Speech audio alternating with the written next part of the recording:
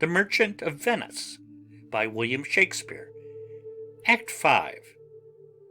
Scene 1. Belmont, the avenue to Portia's home. Enter Lorenzo and Jessica.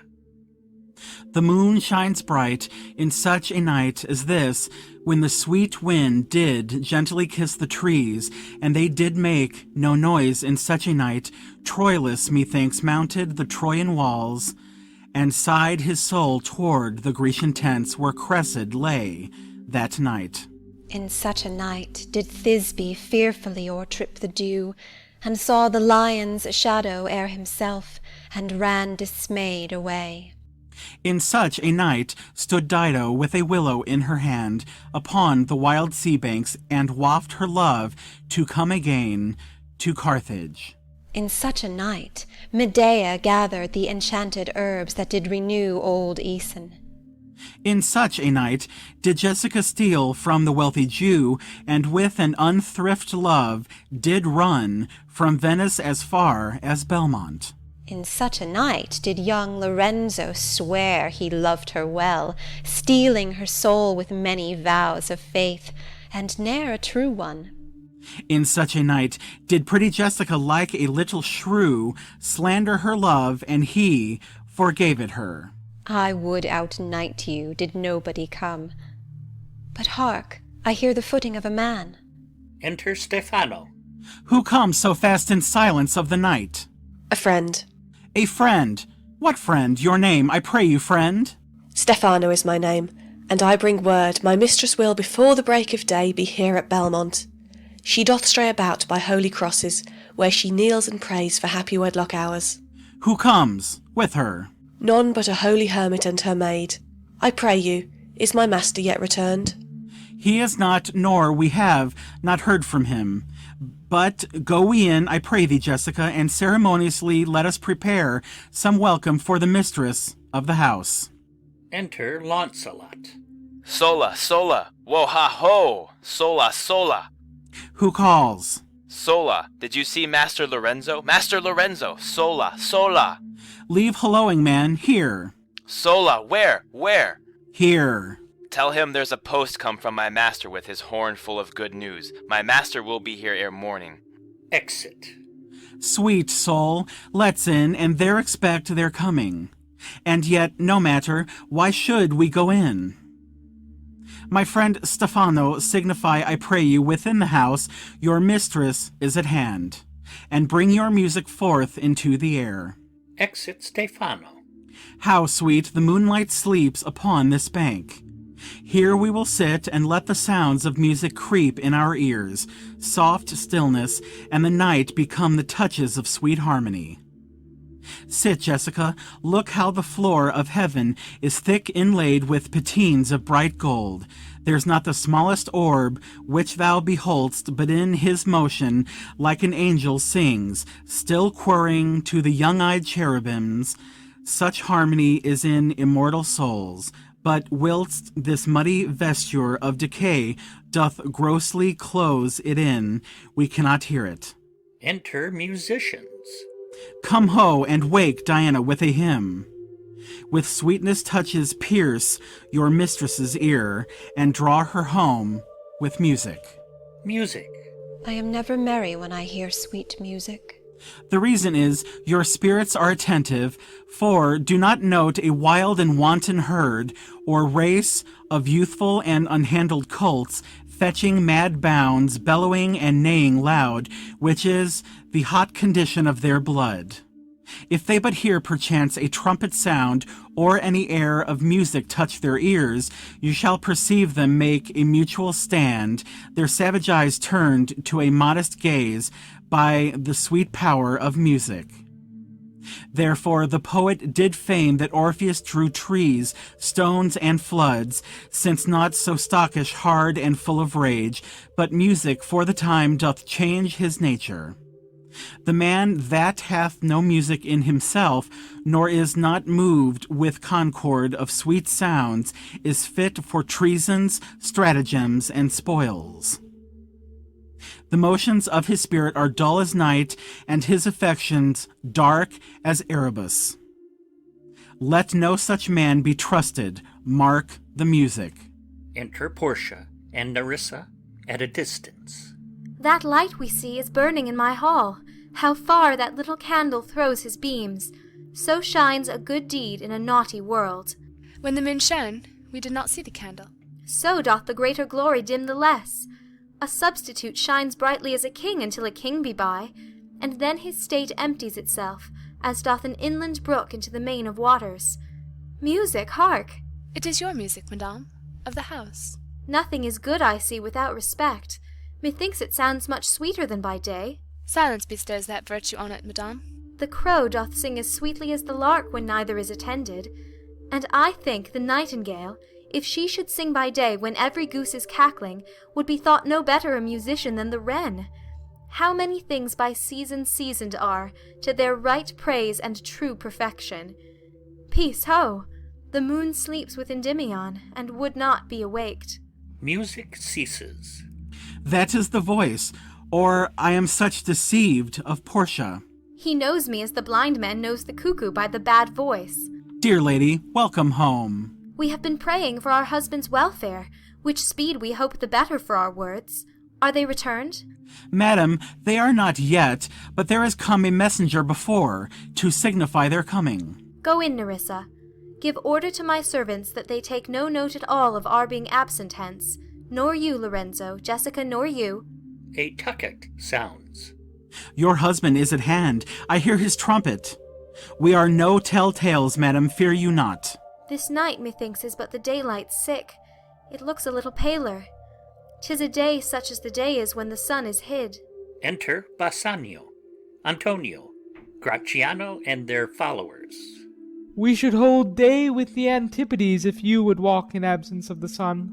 Let me give light, but let me not be light, for a light wife doth make a heavy husband, and never be Bassanio so for me. But God sort all. You are welcome home, my lord. I thank you, madam. Give welcome to my friend. This is the man, this is Antonio, to whom I am so infinitely bound. You should in all sense be much bound to him, for as I hear, he was much bound for you. No more than I am well acquitted of. Sir, you are very welcome to our house. It must appear in other ways than words, therefore I scant this breathing courtesy. To Nerissa. By yonder moon, I swear you do me wrong. In faith, I gave it to the judge's clerk. Would he were gelt that had it, for my part, since you do take it, love, so much at heart. A quarrel, ho, already? What's the matter? About a hoop of gold, a paltry ring that she did give me, whose posy was for all the world like Cutler's poetry upon a knife, love me and leave me not. What talk you of the posy or the value? You swore to me when I did give it to you that you would wear it till your hour of death, and that it should lie with you in your grave. Though not for me, yet for your vehement oaths, you should have been respective and have kept it. Gave it to judge's clerk. No, God's my judge, the clerk will ne'er wear hair on's face that had it. He will, and if he live to be a man.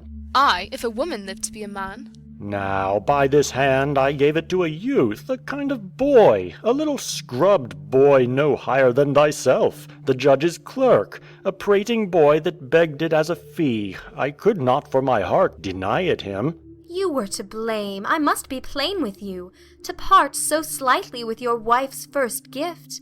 A thing stuck on with oaths upon your finger, and so riveted with faith unto your flesh. I gave my love a ring, and made him swear never to part with it, and here he stands. I dare be sworn for him he would not leave it, nor pluck it from his finger for the wealth that the world masters. Now in faith, Gratiano, you give your wife too unkind a cause of grief, and 'twere to me I should be mad at it. Aside. Why, I were best to cut my left hand off, and swear I lost the ring defending it. My lord Bassanio gave his ring away unto the judge that begged it, and indeed deserved it too. And then the boy, his clerk, that took some pains in writing, he begged mine, and neither man nor master would take aught but the 2 rings. What ring gave you, my lord? Not that, I hope, which you received of me. If I could add a lie unto a fault, I would deny it, but you see my finger hath not the ring upon it. It is gone. Even so void is your false heart of truth. By heaven, I will ne'er come in your bed until I see the ring. Nor I in yours, till I again see mine. Sweet Portia, if you did know to whom I gave the ring, if you did know for whom I gave the ring, and would conceive for what I gave the ring, and how unwillingly I left the ring, when naught would be accepted but the ring, you would abate the strength of your displeasure. If you had known the virtue of the ring, or half her worthiness that gave the ring, or your own honour to contain the ring, you would not then have parted with the ring. What man is there so much unreasonable, if you had pleased to have defended it with any terms of zeal, wanted the modesty to urge the thing held as a ceremony? Nerissa teaches me what to believe.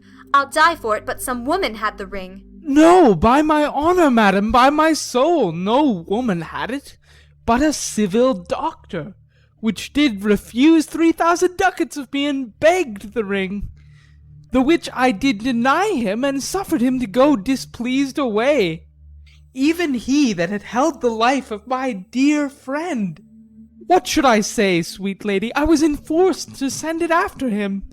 I was beset with shame and courtesy. My honour would not let ingratitude so much besmear it.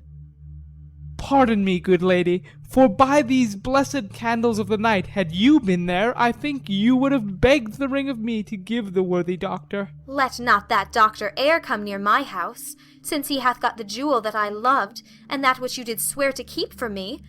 I will become as liberal as you. I'll not deny him anything I have, no, not my body, nor my husband's bed. Know him I shall, I am well sure of it. Lie not a night from home, watch me like Argus. If you do not, if I be left alone, now by mine honour which is yet mine own, I'll have that doctor for mine bedfellow. And I as clerk, therefore be it well advised how you do leave me to my own protection. Well, do you so. Let me not take him then, for if I do, I'll mar the young clerk's pen. I am the unhappy subject of these quarrels. Sir, grieve not you. You are welcome notwithstanding. Portia, forgive me this enforced wrong. And in the hearing of these many friends, I swear to thee, even by thine own fair eyes, wherein I see myself. Mark you but that. In both my eyes he doubly sees himself, in each eye one. Swear by your double self, and there's an oath of credit. Nay, but hear me. Pardon this fault, and by my soul I swear I never more will break an oath with thee. I once did lend my body for his wealth, which, but for him that had your husband's ring, had quite miscarried. I dare be bound again, my soul upon the forfeit, that your lord will never more break faith advisedly. Then you shall be his surety. Give him this, and bid him keep it better than the other. Here, Lord Bassanio, swear to keep this ring. By heaven, it is the same I gave the doctor. I had it of him. Pardon me, Bassanio, for by this ring the doctor lay with me. And pardon me, my gentle Gratiano, for that same scrubbed boy, the doctor's clerk, in lieu of this last night did lie with me. Why, this is like the mending of highways in summer, where the ways are fair enough. What? Are we cuckolds ere we have deserved it? Speak not so grossly. You are all amazed. Here is a letter. Read it at your leisure. It comes from Padua, from Bellario. There you shall find that Portia was the doctor, Nerissa there her clerk. Lorenzo here shall witness I set forth as soon as you, and even but now, returned. I have not yet entered my house. Antonio, you are welcome, and I have better news in store for you than you expect. Unseal this letter soon. There you shall find 3 of your argosies are richly come to harbour suddenly. You shall not know by what strange accident I chanced on this letter. I am dumb. Were you the doctor? And I knew you not? Were you the clerk that is to make me cuckold? Ay, but the clerk that never means to do it, unless he live until he be a man. Sweet doctor, you shall be my bedfellow. When I am absent, then lie with my wife. Sweet lady, you have given me life and living, for here I read for certain that my ships are safely come to road. How now, Lorenzo? My clerk hath some good comforts too for you. Ay, and I'll give them him without a fee. Therefore I do give to you and Jessica, from the rich Jew, a special deed of gift, after his death, of all he dies possessed of. Fair ladies, you drop manna in the way of starved people. It is almost morning, and yet I am sure you are not satisfied of these events at full. Let us go in, and charge us there upon interrogatories, and we will answer all things faithfully. Let it be so.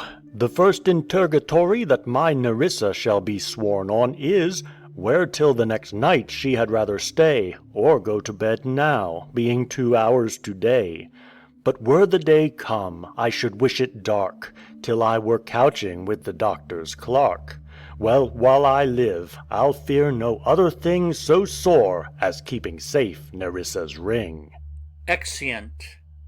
End of Act 5 and end of The Merchant of Venice by William Shakespeare.